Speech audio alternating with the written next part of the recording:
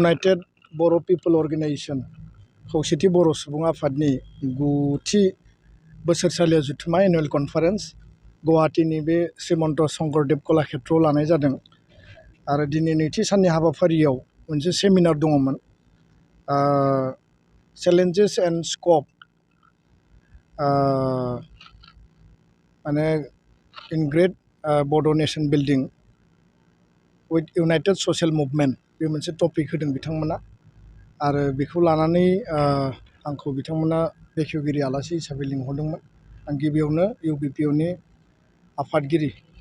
गाहाय नेहाथारि बिथांमोननिसिम साबायखर बावदों बर'नि गासै माहारियारि आफादफोरा बा ससियेल अर्गानाइजेशनफ्रा खौसेयै हाबा मावनायनि बेयाव मोनसे एजेन्डा लानानै बे सेमिनारखौ लानाय जादों जेब्ला बर' हारियाव बेबायदि माखासे संकट फैदों खैफोद फैदों आरो जोंनि सार्भाइभेल आरो जोंनि रैखाथिनि कुइसन फैदों बर' हारियाव जिखि आफाद जाया मानो जिखि दल संगठन जाया मानो जोङो खौसेयै गसंबोदों आरो बे उदांस्रिनि सिगां आरो उदांस्रिनि उनाव जि थासारियावनो बर' हारिया खौसेयै जोङो नांनाय समाव जोङो ज' जानानै हाबा मावबोदों आरो बे माखासे बाथ्राफोरखौनो दिनै बेयाव सावरायनाय जाबाय बे मोनसे मोजां टपिक आरो बेखौ लानानै जोंहा इनडेप्थ डिसकासन आरो स्टाडि खालामनांगौ दंबावो दा बेखायनो इउबिपिअआ दिनै गोलाव सम गोबां समाजारि हाबा मावनायनि उनाव 9थि बोसोरसालियाव जुथुमा खुंफैनो हादों बे जोंनि थाखाय जोबोद बाख्नायथाव आरो उननि समाव समाज आरो माहारिनि थाखाय बिथांमोना हाबा मावलांगोन सेबा खालामलांगोन आं बेखौनो मिजिंथियो आरो जोंनि गेजेराव मोनसे खौसेथियै माहारि दानायनि थाखाय जोङो माहारिनि जायफोर जेंना जेंसिफोर दङ समाजारि रांखान्थि जोंहा एन्टि ससियेल जायफोर एलिमेन्ट्सफोर दङ एक्टिभिटिसफोर दङ लोगोसेयैनो नैबे जि जोंनि सोलोंथाइ जेंना जेंसि बर' मिडियाम बर' राव बिनि सायाव जोङो ज' हाबा मावलांनांगोन एकर्ड इमप्लिमेन्टेसननि थाखायथ' जों बयबो ज' हाबा मावनांगोन बेखौ जोङो गारनानै मालाबाबो जोंनि हाबाफारिया जोंनि सिमाङा आबुं जानाय नङा दा बेखायनो आङो बेखौ बेयाव रियेलाइज खालामनो गोजोनदों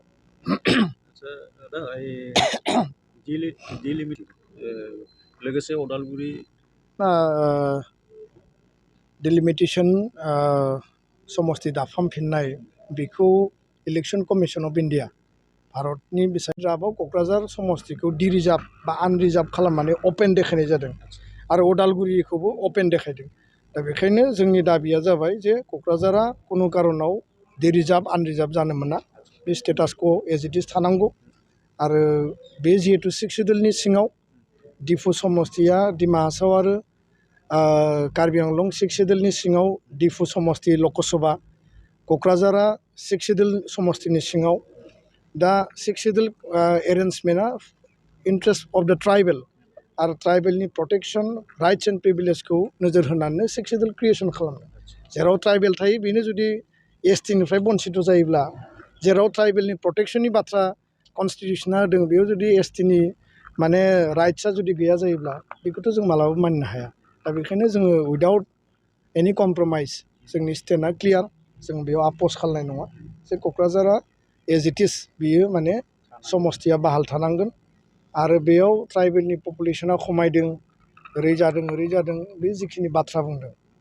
ट्राइबेल पपुलेसना खमायाखै बेयाव सोरबा एनक्रच खालामदों इलिगेलि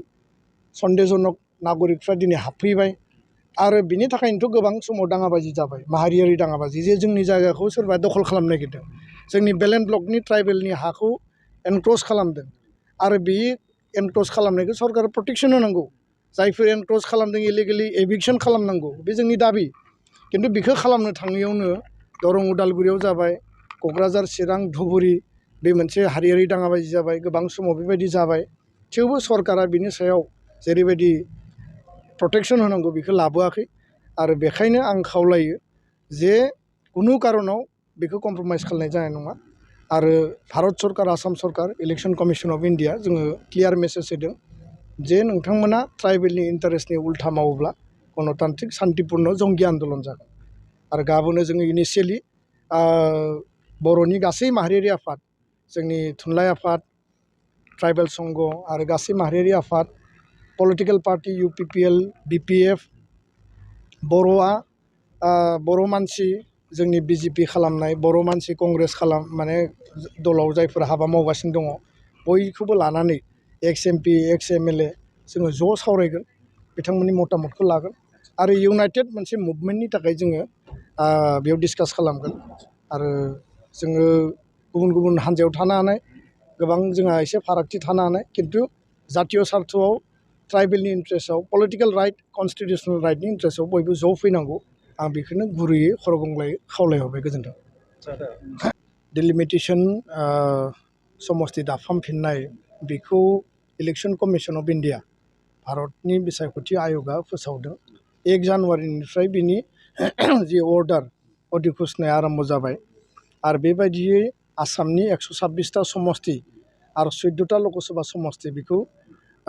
एरिया बिनि भिलेज बिनि पपुलेसन गासैखौबो नायनानै बे दाफामफिननाया जागोन आरो बांसिन बेयाव इम्पर्टेन्स होदों जे जिल्लानि सिङाव बा मोनसे प्रशासनिक एडमिनिस्ट्रेसननि सिङाव समस्तिफोरखौ बोरै थिग खालामनानै लाखिनो हायो दा बेखायनो बिटिआरआव सिगाङाव जोङो सलिड आरो पार्शियेलि माने आबुङै आरो माने खावस्लिङै प्राय 18टासो समस्ति दङमोन दा बेखौ दाजाब दानख' खालामनानै 14टा समस्ति एसेम्ब्लिनि समस्ति बेयाव दिन्थिनाय जों नुदों आरो 2 लकसभा सिट क'क्राझार आरो उदालगुरि बेयाव दिन्थिनाय जों नुदों आरो बे खसरा बा बे ड्राफ्टआ जाबाय 2001 सननि पपुलेसन सेन्सासखौ लानानै डिलिमिटेसन एक्ट 2002 बे मोनसे आयेननि गेजेरजों 2007 आरो 8आव बे ड्राफ्टखौ फोसावनाय जादोंमोन आरो बे ड्राफ्ट मथे आसामनि समस्तिफोरनि जि माने माने माने गासै महर मुस्रिखौ जों दायो नुबाय दा बाथ्राया जाहैबाय मा जे इलेक्सन कमिसना जि मोनसे अर्डार फोसावदों बे अर्डारजों गोदानै माखासे हाबाफारिफ्रा जागोन आरो बेयाव rules regulation terms and condition norms बिथांमोना दाबो फोसावगोन दल संगठनफोरनिफ्राय बिथांमोना हियारिं लागोन रिकमेन्डेसन लागोन एडभाइस साजेसन लागोन आरो गुबुन गुबुन जायगाखौ बिथांमोना भेरिफाइ खालामगोन बे हाबाफारिया खोब सम्भब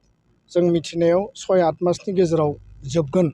जोङो मोनसे बेबायदि मोनसे आइडिया खालामदों दा बाथ्राया जाहैबाय मा जे 2007नि जि ड्राफ्ट बे ड्राफ्ट मथे जुदि हाबा मावोब्ला बे ड्राफ्टखौनो एसेल' माइनर मडिफिकेसन खालामनानै जुदि हाबा मावोब्ला 2007नि जि ड्राफ्टआव दङ मा जे क'क्राझार लकसभा समस्तिया जोङो 75 बोसोर भारत उदांस्रिनि उनाव इन्डियान पार्लियामेन्टआ जेला दाजादों आरो भारत आसामनि जि माने एसेम्ब्लिखौ जेला दानाय जादों क'क्राझार लकसभाखौ जोङो एसटि ट्राइबेल बा बर'फोरनि थाखाय मोनबोदों आरो 545 लकसभा समस्तियाव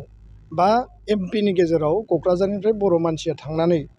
दिल्लीयाव बर' हारिनि ट्राइबेलनि इन्टारेस्टआव खोथा बुंहैदों बे जोंनि फान्डामेन्टेल पलिटिकेल आरो कनस्टिटिउसनेल मोनसे राइट दा बे जि ड्राफ्ट बे ड्राफ्टआव क'क्राझार समस्तिखौ डिरिजार्भ बा आनरिजार्भ खालामनानै अपेन डे 26टा कलेज दङ जोंनि डिमान्डआ 26टा कलेजाबो जानांगौ एडिसनेलि जों बुंदों मा जे लखिमपुर धेमाजि आरो कार्बि आंलंआव जेराव ट्राइबेल स्टुडेन्ट बा बर' स्टुडेन्टआ मैखोमै दङ बेबायदि जोंहा 8-10खानसो कलेजनि लिस्ट होदों दा टटेल जोंहा 35निफ्राय 40 कलेजनि लिस्ट दङ बेखौ जोङो सरकारनो होदों सरकारा गासिबो तथ्यखौ लाजोब्बाय दा जों बुंदों जे वाइ अनलि 10 कलेजेस दा बिथांमोना बुंदों जे फार्स्ट फेजआव जोङो बाजेट हिसाबै जोंनियाव बाजेटनि सर्टेजखौ जों 10टाखौ लाग्रोनोसै सेकेन्ड फेजआव आरो एनादार 10-15 बे पर्यायक्रमै फेज मेनाराव प्रभिन्सियेलाइजेसना जागोन बेखौ बुंदों दा बेखायनो जोङो बुंदों जे नोंथांमोना जि मावनो नागिरदों क्लियार काट पलिसिनि गेजेरजों माव आरो टु माच डिले जाबाय गोबां लेहेम जादों दा बेखायनो जोंनि माने दाबिया जाबाय गोख्रै मावनांगौ दिनै 10टा कलेजआ जायोबासो गाबोन सेकेन्ड फेजआ फैगोन 10टा कलेजआनो जुदि दिनैबो जायाबा सेकेन्ड फेज फैनायाव आरो एनादार 1-2 इयार नांगोन बेबायदि इमप्लिमेन्टेसनाथ' जोंनि थाखाय जों लुबैनाय बायदि बे माने जानाय नङा दा बेखायनो जों खावलायदों जे जों जिखिनि दाबि होदों बे दाबि मथे सरकारा मावनांगौ आरो सरकारा मावनो होननानै जिहेतु जोंनो प्रतिश्रुति होदों बे हिसाबै इमप्लिमेन्ट खालामनायखौ जों लुबैयो गोजोन्थों पस्ट नट अनलि पस्ट प्रभिन्सियेलाइजनि बाथ्रा बुङाखै जों कलेज प्रभिन्सियेलाइजनि बाथ्रा बुंदों 2017-18नि एक्टआव पस्ट प्रभिन्सियेलाइजेसनमोन जायनि थाखाय सोरबा टिउटर जादों सोरनिबा माने पस्टआ जादों सोरनियाबा जायाखै कलेज जानाय माने जों गासैबो पस्टखौ मोनलांगोन आरो जेराव माने मावनानै दङ बिथांमोनखौबो माने नायनाय जागोन आरो जेराव गैया बिनि थाखायबो पस्ट क्रिएसन खालामनाय जागोन होमबानिया जोंहा कलेजा पार्मानेन्टलि माने सेटेल जागोन दा बेखायनो नर्म्स थानाय नर्म्स गैयै बे गासैखौबो लानानै सरकारा नायबिजिरगोन भेरिफाइ खालामगोन आरो मानि थाखाय मा डिसिसन जानांगौ उननि समाव थुनलाइ आफाद एबसु जों बयबो जयै सावरायगोन आरो जोंनि स्टेन्डखौ जों क्लियार खालामगोन गोजोन्थों